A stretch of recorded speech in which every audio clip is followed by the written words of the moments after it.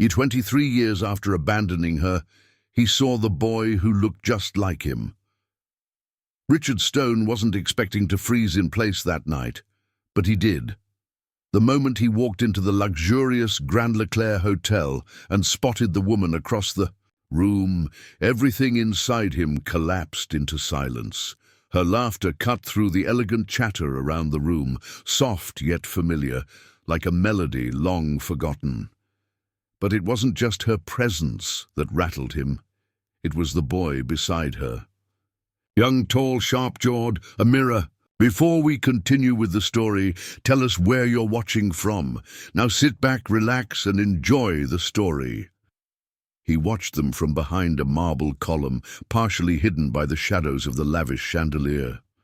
Claire looked older, of course, elegantly aged. Her hair was shorter now, her posture a little more guarded, yet her smile was the same. And the boy, he laughed just like Richard did when he was 20. Same grin, same eyes. It was like staring at a younger version of himself, projected forward by 2 decades. Richard's throat tightened. He hadn't seen Claire in over 20 years. Not since the night he walked away from her, from everything, chasing an empire, and leaving the wreckage behind without a word. She never found him. He made sure of that. Changed his number. Disappeared. In his mind, he told himself it was better that way. Cleaner. Necessary. But now, staring at that boy's profile, he realized something else had followed him.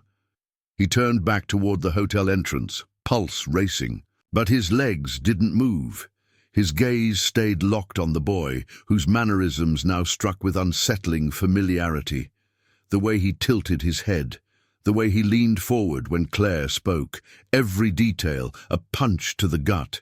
Was it possible? Could that boy be? No, it couldn't be. That part of his life was buried. A waitress passed by, nearly bumping into him. Richard snapped out of his trance, but his heart was still galloping.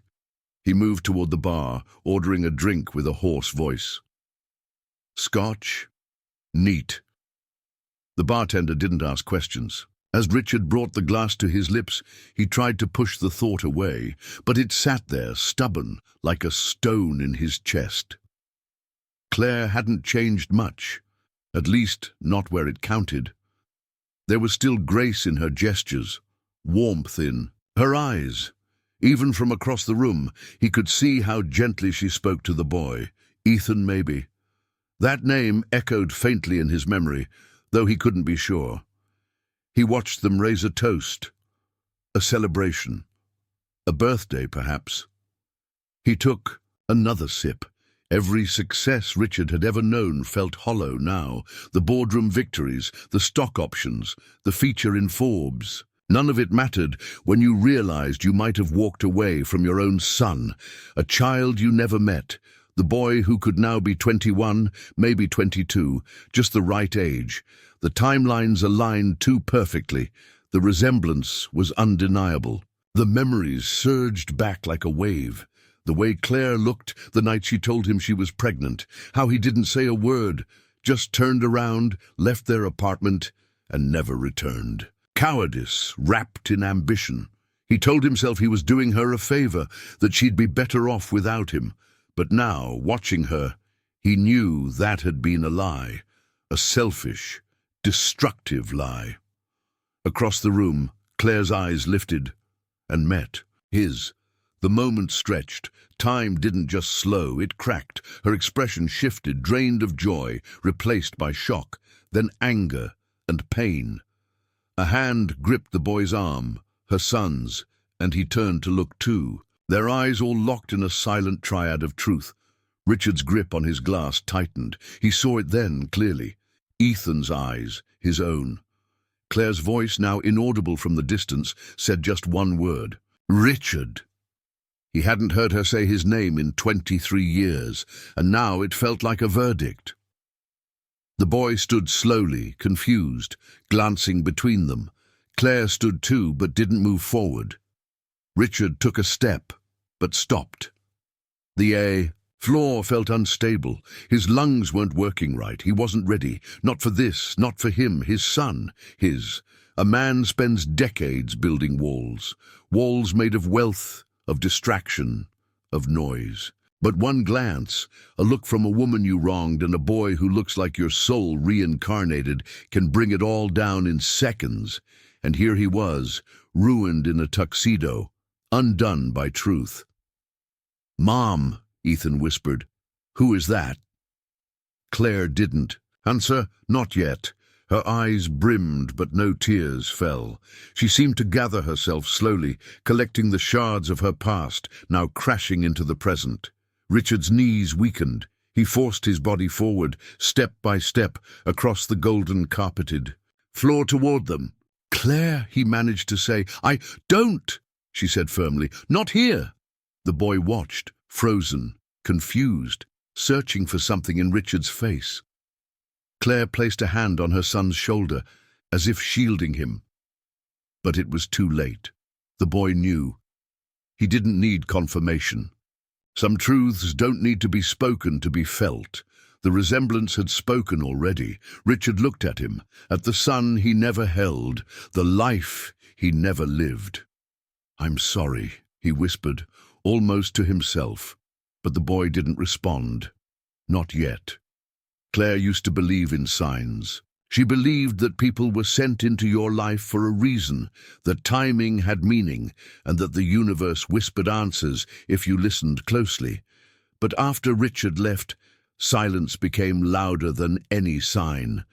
23 years had passed, but in some places inside her, time hadn't moved at all. She remembered the first time she saw him, back in college, Vermont State. He wasn't extraordinary at first glance, but there was a certainty in his stride, a quiet command in the way he spoke that made people stop and listen. Claire was studying literature, her world full of metaphors and soft mornings. Richard, he was pure ambition, studying business, always, talking about ventures and markets as if they were extensions of his soul. They met in a shared campus cafe. He spilled her tea by accident, reaching over to grab the economics journal that was never out of his hand. Claire had laughed, unbothered. "Are you always this focused?" she teased. He looked at her, stunned by the softness of her voice. "I guess I'm not used to someone smiling after I ruin their drink," he replied. That first conversation led to another, then another. She found his drive intoxicating. He found her calmness anchoring. They became inseparable in a way that didn't make sense on paper. Claire painted while Richard pitched startup ideas. She read poetry aloud. He rewrote his elevator pitches to sound smoother.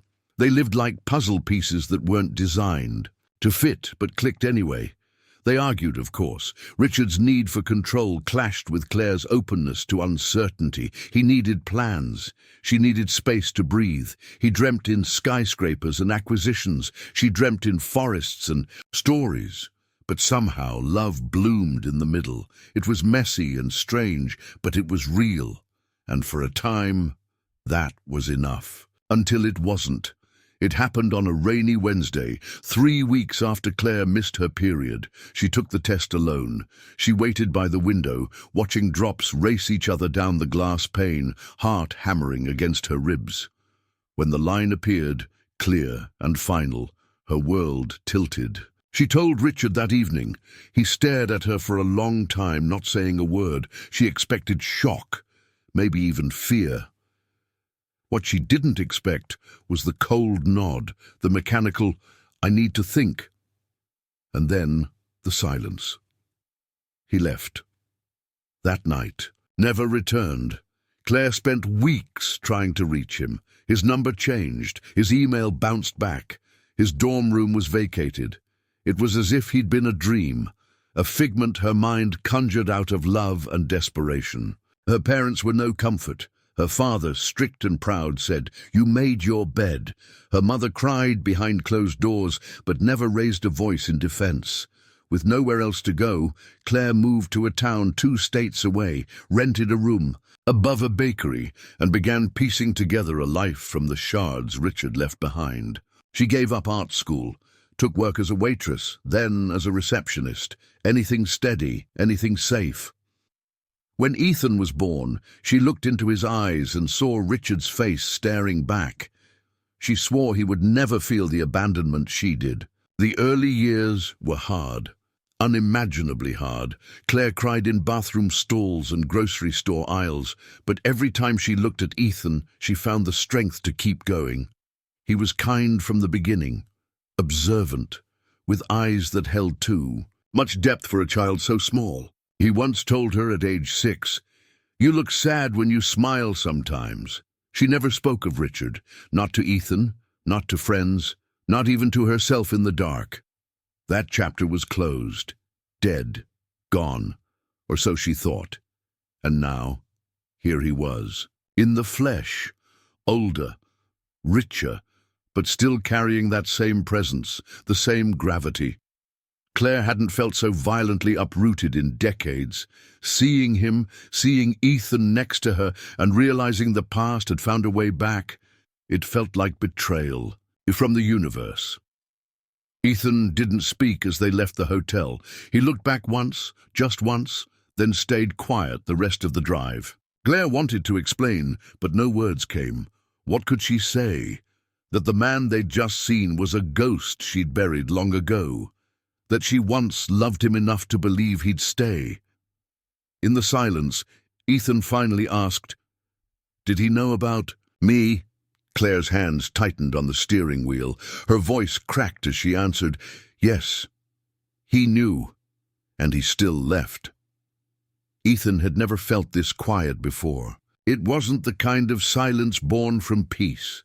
It was the silence that follows a collision, when sound hasn't quite returned, and the world feels slightly off. Since he was a child, he'd asked questions about his father. The answers had always been vague. "It's complicated.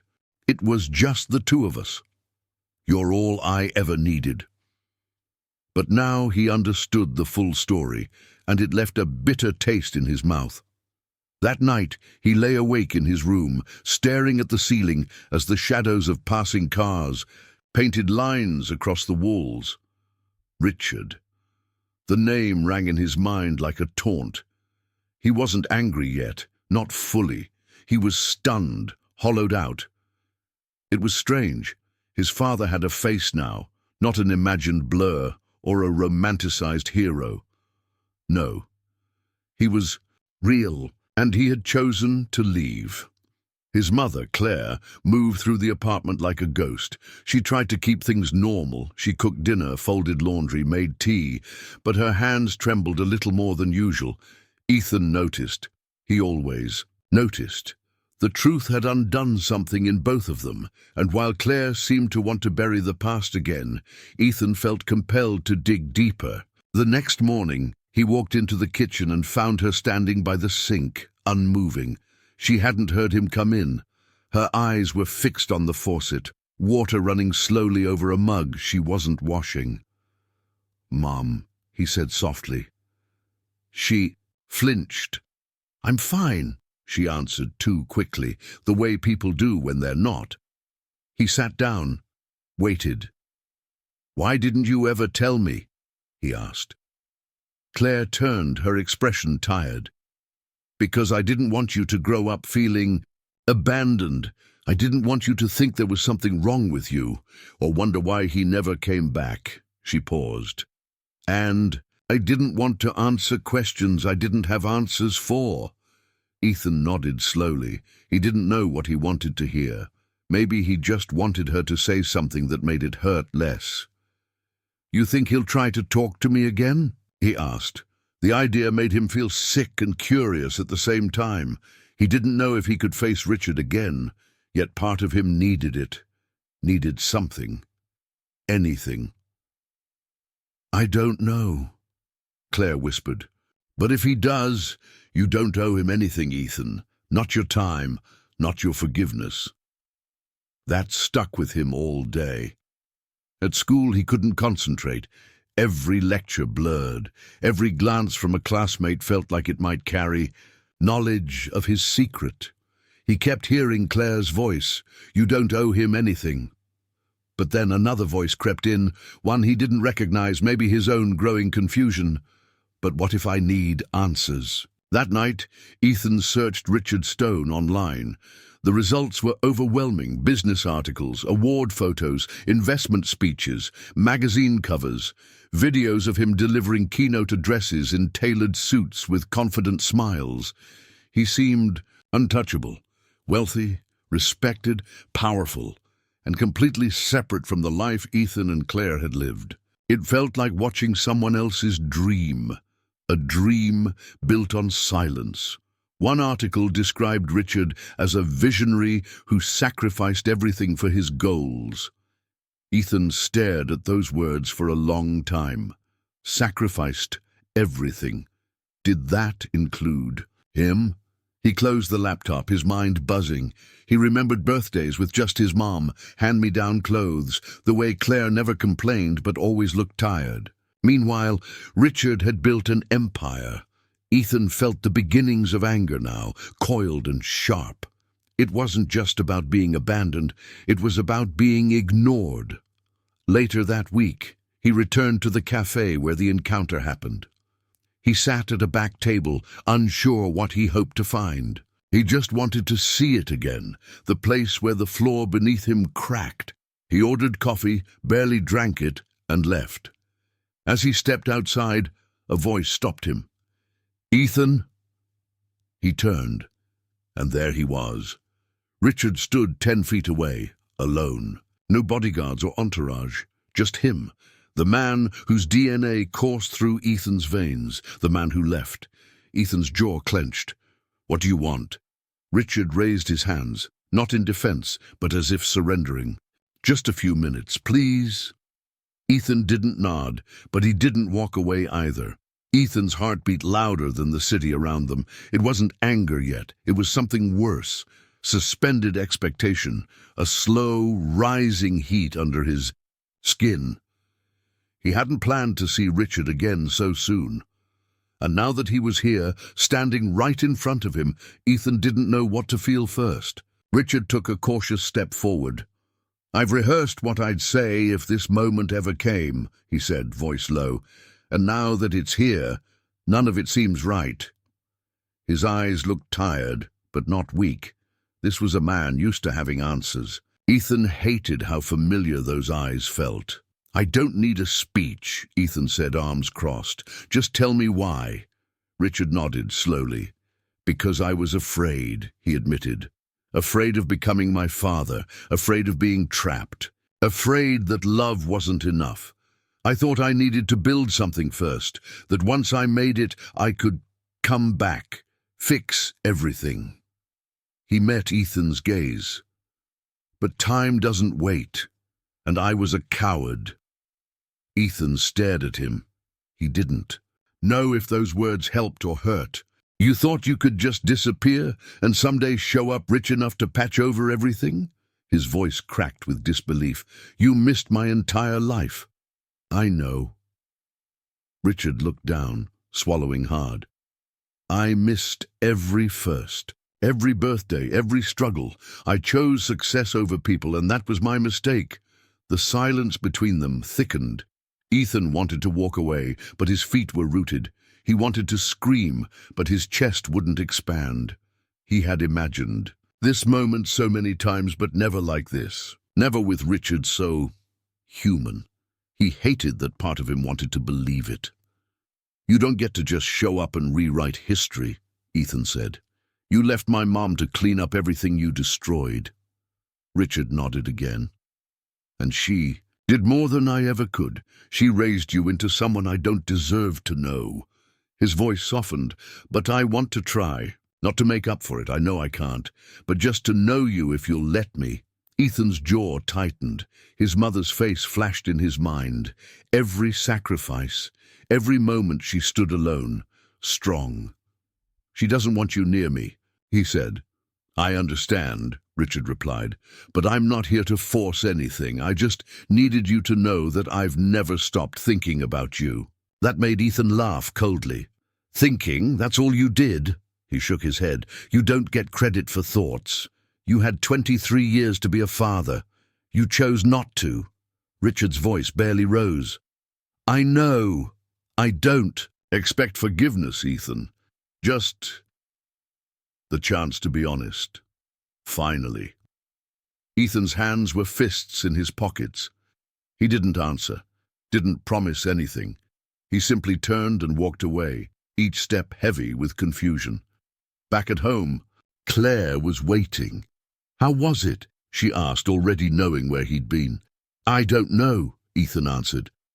It didn't feel like enough, but it didn't feel fake either. Claire exhaled, her shoulders sagging. That's the problem with people like him. They're convincing even when they don't deserve to be. Ethan didn't reply. That night, he lay awake again, the image of Richard's face haunting him. Not because he was angry, but because a small, forbidden part of him wanted to understand. Days passed. Ethan didn't reach out, and Richard didn't chase him. There were no surprise calls, no letters shoved under doors, just silence, and yet Ethan felt him everywhere, in the headlines on his phone, in the echo of his own footsteps, in the mirror when he brushed his teeth and saw the man's jawline, on his own face. Claire kept things quiet. She didn't bring up Richard again, but Ethan could feel the weight of her watching, waiting, worried. There was a fragility in her now, like something had cracked open that she had spent years sealing shut. Ethan hated that his curiosity felt like betrayal. On Thursday, Ethan found an envelope tucked inside his campus locker. No name, just his student ID number written in pen. Inside was a letter, handwritten, no logo, no expensive paper, just black ink on white lines, the handwriting deliberate and unadorned. Ethan, I walked away from the best thing I ever had, before I knew how to hold it. I won't ask for anything. I won't show up where I'm not wanted. But I left something for you at a bookstore downtown, Section C, Shelf 4. You'll know it when you see it. I hope someday we can talk again. R. Ethan read the note 3 times. He could have torn it up, could have thrown it out, but he didn't. That night, after his shift at the library, he walked 6 blocks in the cold to the bookstore Richard mentioned. It was quiet, warm, and smelled like memory. Section C, Shelf 4. It took him a moment to find it, but there it was. One single book with a ribbon wrapped around it, not shrink-wrapped, not tagged. A first edition of The Little Prince. His mother used to read it to him when he was a child, and on the inside cover, scribbled in careful penmanship, For thee. A son I never knew but never forgot. May you always see with your heart. Ethan sat down in the aisle. He didn't cry, but his chest ached in a way that felt too heavy to describe. He wasn't ready to forgive. But this didn't feel manipulative. It felt human, maybe even sincere. He brought the book home, but didn't show Claire. Not yet. He hid it under his bed like a secret too complicated to explain.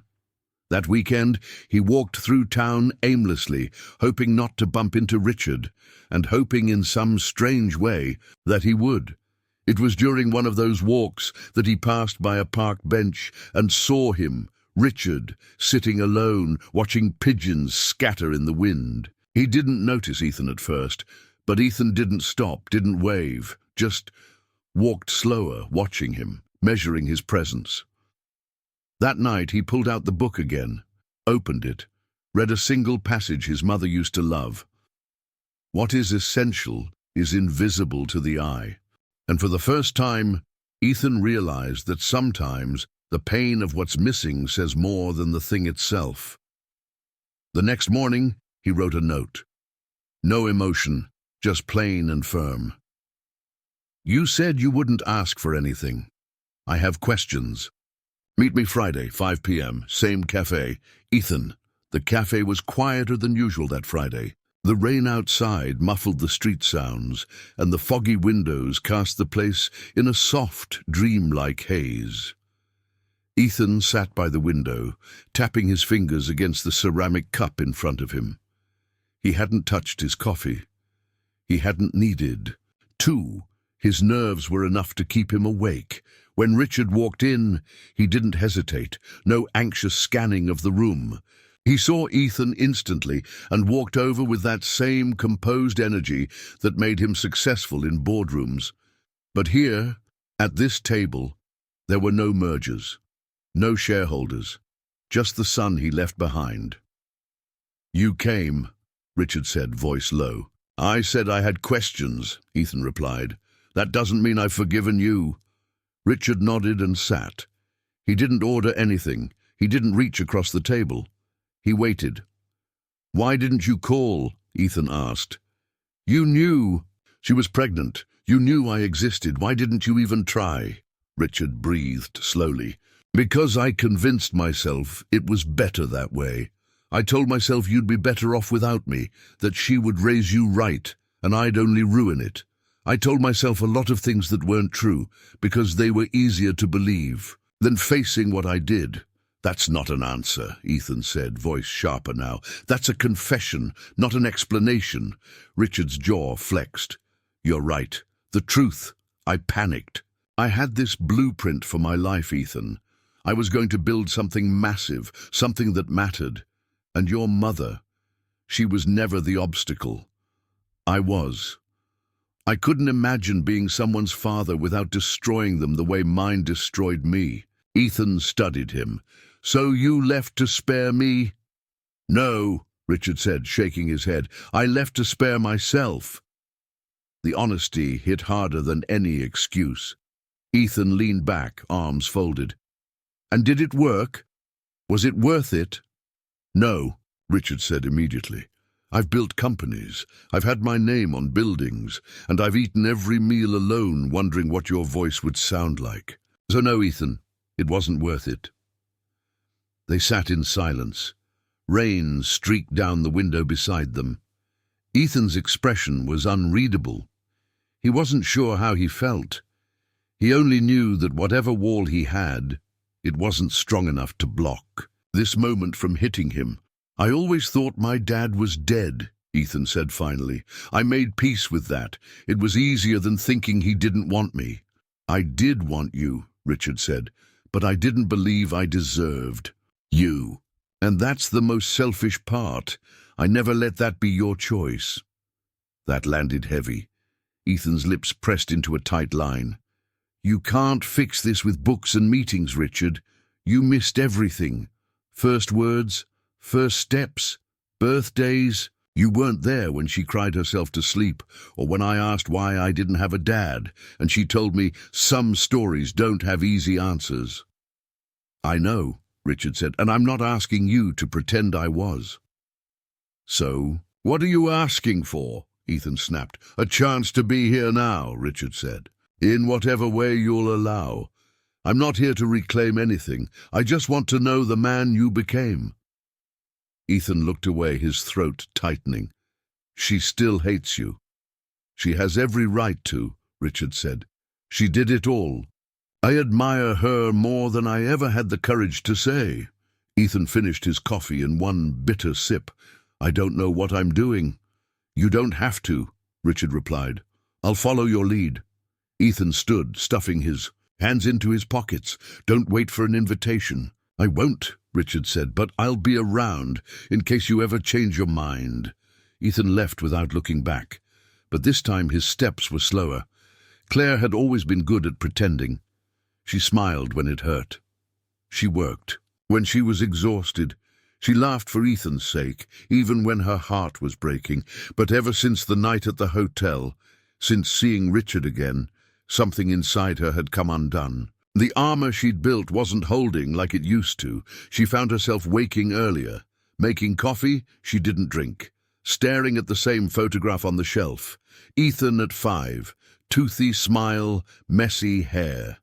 She remembered taking that photo after he lost his first tooth. He was so proud, and she had been so scared. That was the day she realized every moment was hers alone.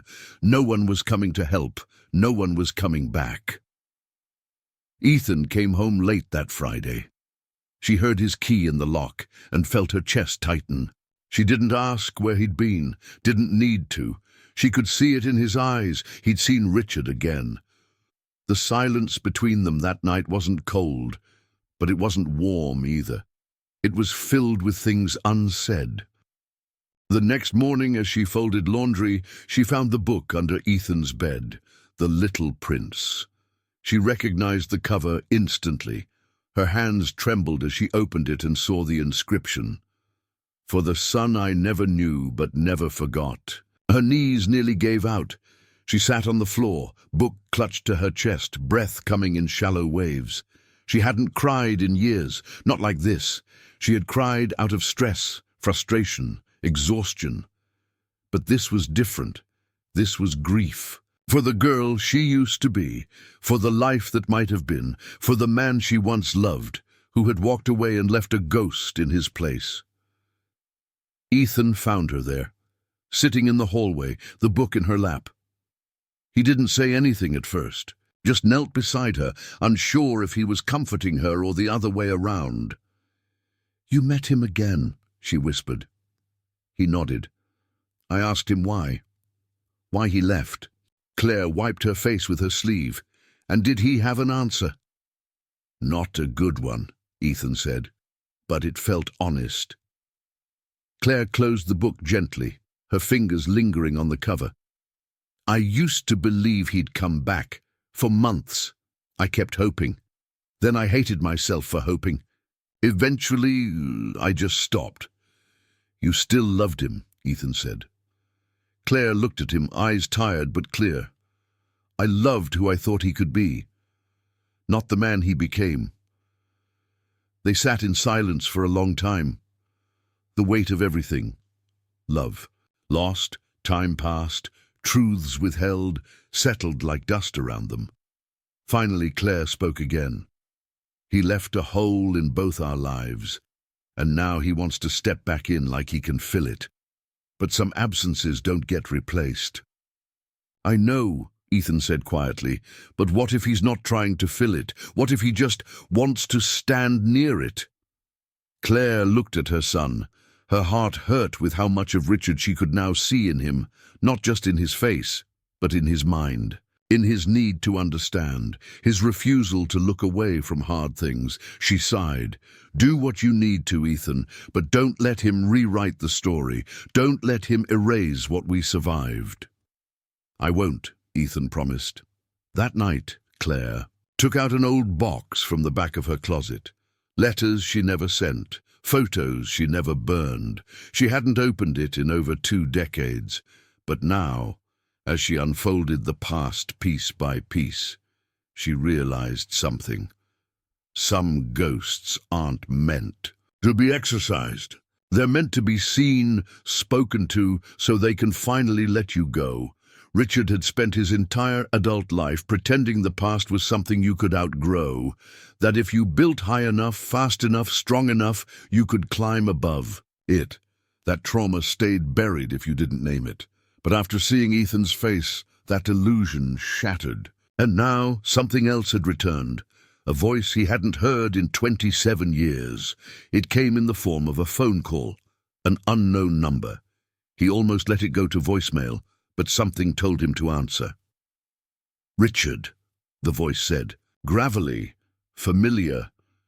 "It's me. We need to talk." The air left his lungs before he even replied. "Harold," he said, like speaking the name summoned a storm, his older half-brother, a name Richard had buried deeper than any business failure. Harold, who'd lived with their father long after Richard escaped. Harold, who knew what it was like to grow up in a house where doors slammed louder than any apology. They met the next day, in a roadside diner off the interstate. Harold looked older than Richard remembered, weathered but intact, like a man who'd been through the fire and chose to wear the smoke on his skin. He didn't shake Richard's hand, just sat across from him with the weariness of shared blood. "I saw the article," Harold said. "You're back in town, rebuilding bridges?" "Trying," Richard answered. "Too late, maybe, but trying." Harold leaned back, eyes sharp. "And Ethan?" Richard tensed. "You know about him. Everyone knows about him. Same jaw, same eyes. Kid looks like you copied and pasted him from 25 years ago. Harold stirred his coffee, slow and methodical. You planning to tell him? Tell him what? Harold raised an eyebrow. About Dad, Richard flinched. A silence fell between them so thick the hum of the fridge sounded like thunder. No, he said. Why would I do that? Because he deserves the truth, Harold said flatly. You're not the first man in this family to walk away. From a child, but you might be the first who regrets it. Richard looked out the window, jaw locked. That's not the legacy I want. Then change it, Harold said. Start by telling the boy why you were so afraid to be a father. Richard didn't answer, but the past began clawing its way up his spine. Their father was a man who believed in silence over sentiment, who punished weakness with fists and raised sons to believe that love was a transaction. Richard had his first broken rib at 10, Harold his first black eye at 8. They never cried, they weren't allowed. And when Richard turned 16, he ran and never looked back. He thought escaping meant erasing, but pain doesn't dissolve when ignored. It waits, burrows, waits for a son with the same eyes to ask the same questions. That night, Richard couldn't sleep. He stood in front of his bathroom mirror, staring into the eyes that Ethan had inherited. For the first time, he saw not just himself, but the shadow of the man who raised him, and the shadow of the man he had become. He pulled out a pen and began to write. The envelope arrived on a Tuesday. No return address, no signature on the outside, just his name, Ethan, written in the same exact handwriting that inscribed, "The Little Prince." Ethan didn't open it at first. He stared at it for hours. It sat on his desk while he worked, ate, breathed, a paperweight for a reality too heavy to lift all at once. That night, when the apartment was silent and his mother had gone to bed, Ethan finally opened the letter, 4 pages handwritten. The words didn't feel rehearsed. They bled. Every line carried weight. Every paragraph peeled something raw. Ethan, I haven't told you everything, not because I want to protect myself, but because I wasn't sure I could speak it without breaking. I'm not proud of who I was, but to understand me, you need to understand where I came from.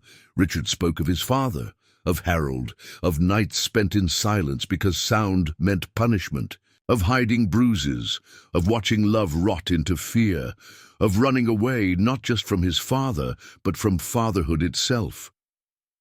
I thought becoming a dad meant becoming him, he wrote. So I ran before I could fail you in the same way. Ethan's eyes blurred, not from tears, but from the weight of it. Richard wasn't asking for forgiveness. He was unraveling in ink, exposing the rot at the root. You deserved more than what I became, Richard wrote, but you also deserve to know that your existence saved me from becoming him. That line stopped Ethan cold. Your existence saved me. He folded the letter slowly, as if it were made of something fragile, put it back in the envelope and held it like a stone in his hand. The past was rewriting itself, not erasing, but reframing. Richard hadn't just walked away from a relationship, he'd run from a cycle. But Ethan's anger didn't vanish. It changed shape. It wasn't sharp anymore. It was tired, conflicted. It hummed under his skin like an old scar on a cold day. The next day, he visited Harold. He found the man working at a hardware store, same hands as Richard but heavier, broader. Harold recognized him instantly. You have his eyes, he said without emotion. Ethan nodded. I read his letter. Harold set down a box of screws and leaned against the counter. And I don't know what to do with it, Ethan admitted. You don't have to do anything, Harold said. Just know that the man who raised us doesn't define the man you can become. You're not part of that curse unless you let it continue. Ethan looked down. He thinks he's too broken to be a father.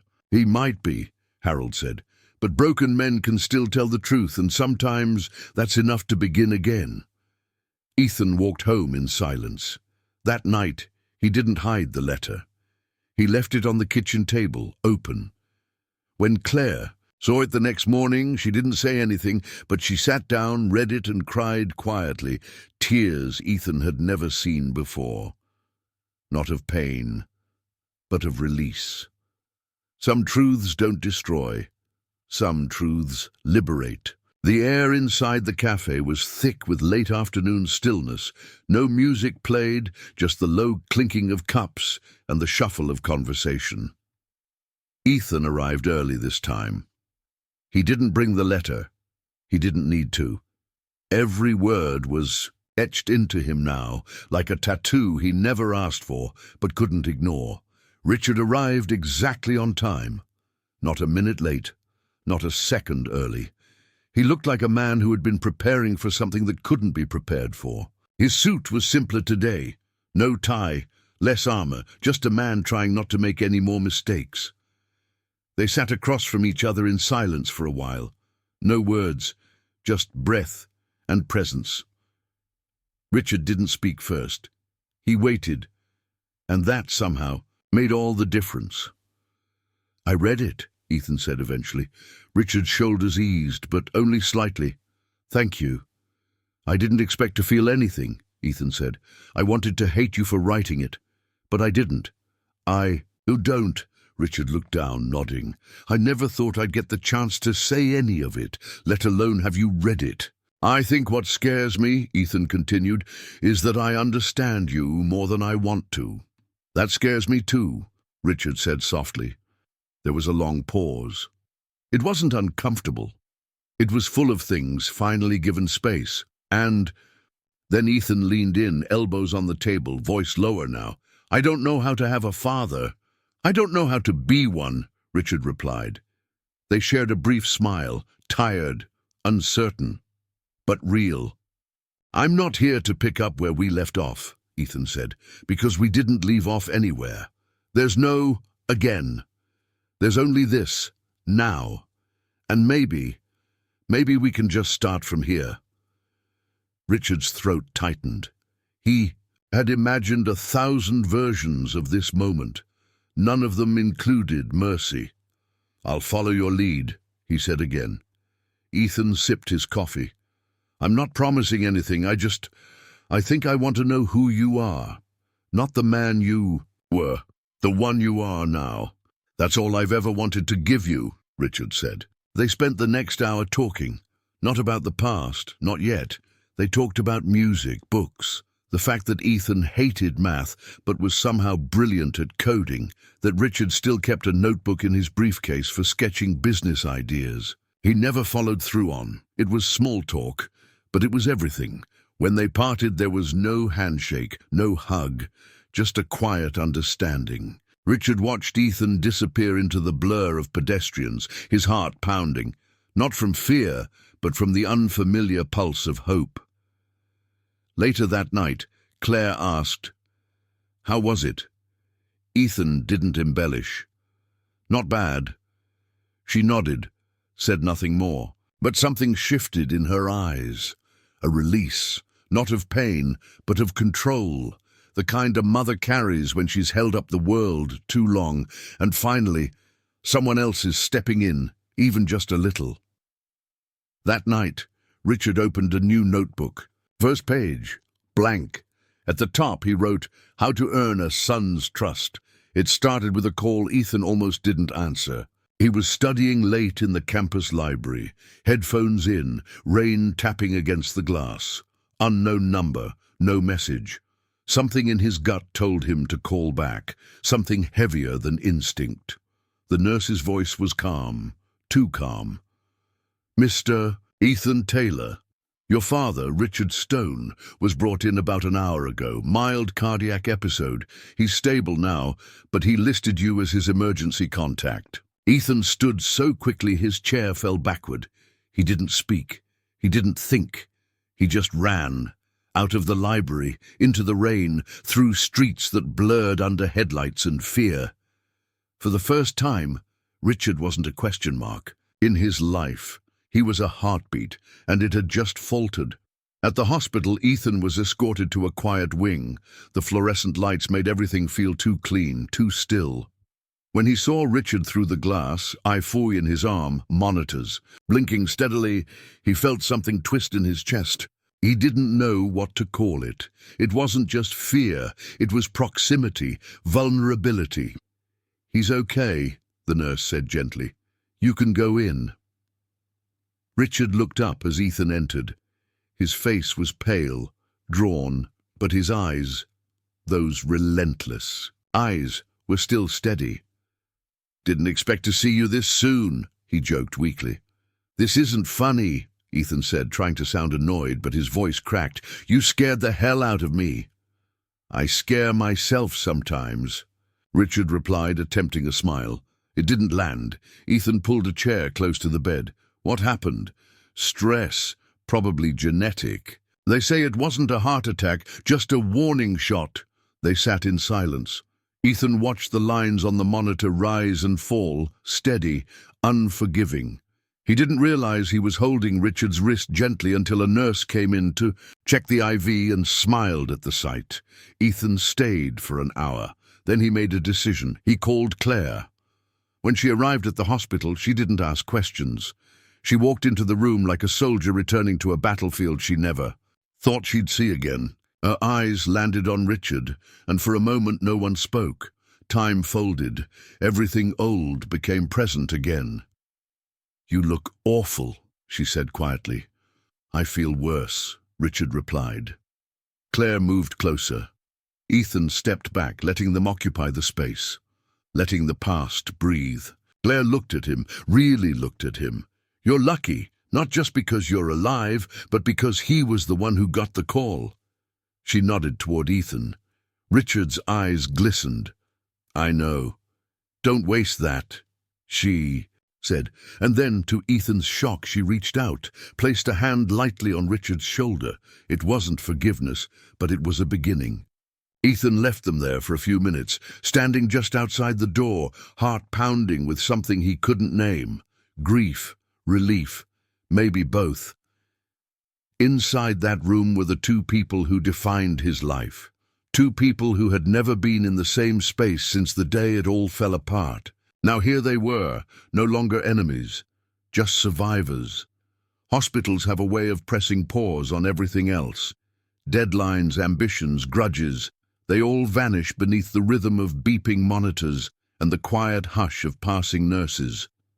Richard stayed in that hospital bed for 3 days, not because he needed to, but because, for once, he didn't want to rush. Ethan visited every day. Not for long, not for show. Just enough to bring silence that wasn't uncomfortable. They played cards once, talked about small things, books, food, weather. It was strange how easy it became, not normal, but not forced either, as if they were both testing the limits of what now could mean. On the second night, Richard asked, "Do you ever think about the kind of man you want to be?" Ethan shrugged. "All the time, but I try not to make promises I can't keep." Richard stared at the ceiling. "I spent my whole life running from the man I didn't want to become, and in the process, I never figured out who I was trying to be." Ethan didn't respond, but the weight of that sentence stayed with him for hours. Claire came by on the third afternoon, brought soup she didn't even pretend to be proud of. They talked about old movies, books Ethan read in school, stories from when he was little. At one point, Richard laughed so hard he coughed and had to sit back. Claire almost smiled, almost. As the sun set, Richard grew quiet. "I need to put some things in order," he said softly. Claire raised an eyebrow. "You're not dying." "I'm not stupid either," he replied. "This was a warning shot. I heard it loud and clear." That evening, when they left, Ethan lingered at the doorway. "What is it?" Claire asked him. "I think I want to know more," he said. "About him, about everything." She nodded slowly. "Then ask." 2 days later, Richard was discharged. He didn't go back to his penthouse. He checked into a modest apartment closer to Ethan's campus. No staff, no drivers, Just him, a coffee pot, and a notepad full of scribbled thoughts. That weekend, Ethan visited him, but not alone. He brought Claire. They didn't plan it, didn't script anything. They just sat in his small kitchen, drinking bad coffee from chipped mugs. The silence was different now, less heavy, more human. At one point, Richard stood and brought out a dusty box from his closet. "These are letters," he said, "ones I never sent. After I left, I kept writing her, you, myself. They're messy, angry, scared." Claire looked at him, skeptical. "Why show them now?" "Because I don't want to die with secrets in my hands," Richard said, "and because maybe you both deserve to know I wasn't always proud of walking away. Sometimes I just didn't know how to come back." Ethan took the box, didn't open it, just nodded. That night, when he got home, he opened the first letter.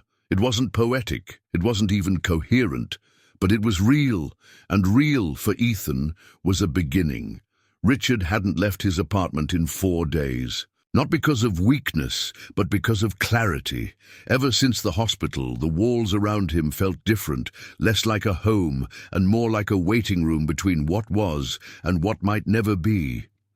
He moved slower now, slept less, thought more, and for the first time he questioned the meaning of everything he had built. Stacks of documents lay spread across his desk, contracts, deeds, trusts, numbers and names that had once felt like achievements now looked like distractions. Ethan's name appeared in some of them, added in recent revisions, highlighted in careful handwriting. Richard stared at them, wondering if inheritance could ever make up for absence. He called the lawyer, not to finalize a will, but to unravel something. "Bring the full portfolio," he said, and schedule the meeting with both of them. The voice on the other end didn't question. Richard Stone was a man who gave orders, even in moments of vulnerability. Ethan agreed to attend, reluctantly. Claire did not at first. But on the day of the meeting, as Richard sat at the long mahogany table in the law firm's private office, the door opened and she walked in. No words, just presence. She took a seat across from him, arms folded, chin raised. She was no longer the girl he left behind. She was something far stronger. The lawyer cleared his throat and began. "As per Mr. Stone's instructions, all primary assets, liquid, corporate, and intellectual, have been transferred to his son, Ethan Taylor." He paused, glanced at Ethan. "That includes full control over Stone Holdings." Ethan blinked. "That's your entire company." Richard nodded. "It was built in my name, but it belongs to you now." Claire looked from Richard to Ethan. Her voice was calm but sharp. "Is this your redemption plan? Buy your way into peace?" "No," Richard said, voice quiet. "This isn't about peace. It's about release. I've spent my life controlling everything. That's how I lost both of you. This is my way of letting go." Ethan stood up. "I didn't come here to play legacy games." "You didn't," Richard agreed. "But I did, for decades, and I need it to stop." The room fell silent. Richard looked at Claire, then at Ethan. "I'm not asking you to accept it, just to know that everything I have, everything I ever gained, I give to you. Not because I expect forgiveness, but because it's the only way I know how to say, I see you, I know what I took, and I leave what's mine in your hands." Ethan didn't take the papers, not yet. He left the room without another word. Claire stayed behind. She didn't say much, just one thing before she walked out the door. Sometimes love is in what we take responsibility for, not in what we give away. It took Ethan 3 days to make his decision. When he returned to the law office, he brought a new document with him, one he had written himself. It transferred 80% of the estate to a non-profit organization dedicated to supporting single mothers and abandoned children. It would bear his mother's name, not his father's. He kept the remaining 20%, not as a reward, but as a reminder. The envelope arrived quietly, slipped through the mail slot on a rainy Thursday morning.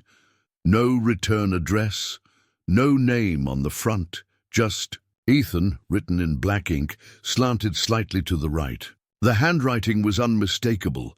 Claire found it before Ethan did.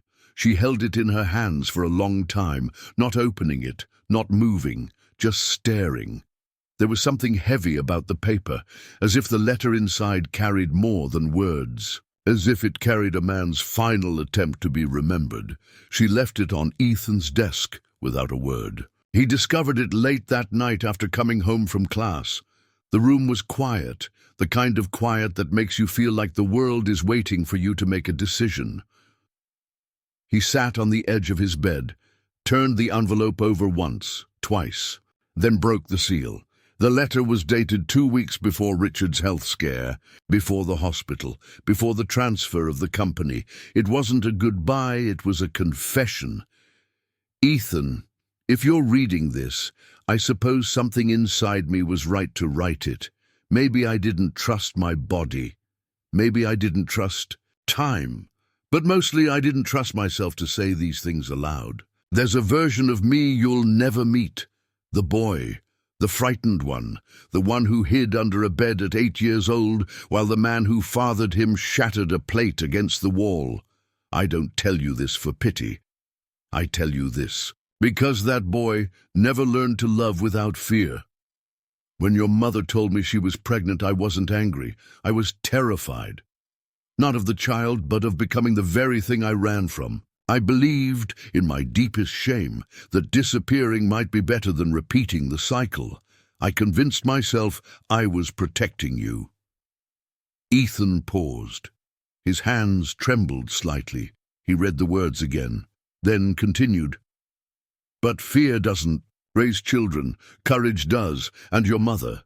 She had enough courage for 2 lifetimes. I failed her, I failed you, and yet somehow the man you became, he has grace I never earned, compassion I never taught you, strength I never modeled. The day I saw you for the first time, I thought I was seeing a ghost, but I realize now I was seeing my second chance. Ethan's throat tightened. The rain outside softened, slowed, then stopped. You don't have to forgive me. You don't even have to remember me kindly. But if you ever wonder what your father's final wish was, let it be this, that you never carry the silence I did, that you speak what matters, that you love without retreating, that you live full, unafraid. I love you, not because I should, not because I'm expected to, but because I do, and I always will. Dad. Ethan sat with the letter on his lap, his reflection faint in the window beside him. He didn't cry. Not yet. The grief wasn't sharp. It was slow, dense, a quiet. Knowing that someone had finally said everything too late, but said it nonetheless. He didn't show Claire the letter immediately. Instead, he walked to the kitchen, made her tea, sat beside her on the couch. And for a moment, they didn't need to speak, because something in the air had shifted. Not closure, but peace. The Foundation's launch was held on a crisp autumn morning. The sun filtered through the tall windows of the renovated community center, once an abandoned building now gleaming with promise. It didn't bear the Stone family name. It bore Claire's, etched in bronze above the main entrance, the Claire Taylor Foundation for Family Renewal. Ethan stood in the lobby, watching people file in. Journalists, donors, volunteers, a few single mothers with children holding tightly to their hands. This wasn't about him. It never had been. But he was the reason this place existed. Not because he inherited wealth, but because he refused to inherit silence. Claire arrived just before the ceremony. She wore a simple blue coat, her hair tucked behind her ears. She didn't like attention, but today she allowed herself to be seen. When Ethan offered his arm, she took it without hesitation. The auditorium filled quickly. When Ethan stepped up to the podium, a hush fell over the room. He looked out at the crowd, then down at the speech he'd written, and folded it quietly. I was supposed to give a speech, he said, voice steady. But the truth is, this story was never about a son reclaiming his father. It's about a mother who never gave up. And about what we do with the pain we inherit. He paused. I grew up with questions about where I came from, about why someone could leave and never look back. And for a long time, I thought I needed those answers to move forward. He looked at Claire. But sometimes the answers aren't what save you. Sometimes it's the people who stayed. The room remained silent, not from discomfort, but reverence. My father passed on something to me, Ethan continued. Not just money, but a warning, a wound, and in the end, a wish that I would live differently, that I would build something better. This place is not forgiveness, it's a beginning. He stepped away from the podium. The applause came slowly, then grew, not loud, but honest. Claire stood still, eyes glassy. When Ethan returned to her side, she whispered, "He would have been proud." Ethan shook his head gently. Maybe. But today, I'm proud of us." They walked out of the building together, into the amber light of late afternoon. Outside, a child ran across the grass, her laughter slicing through the air. Like music, Ethan watched her, then looked up. There was no plaque for Richard, no photo, no statue, but there didn't need to be. His presence existed in the space between silence and truth, in the son who learned to speak, and in the legacy that finally belonged to someone else entirely, Ethan Taylor, a name no longer shadowed by absence, but shaped by choice. If you've made it this far, let us know what you thought about the story. And if you're not subscribed yet, don't forget to subscribe to catch all our upcoming stories.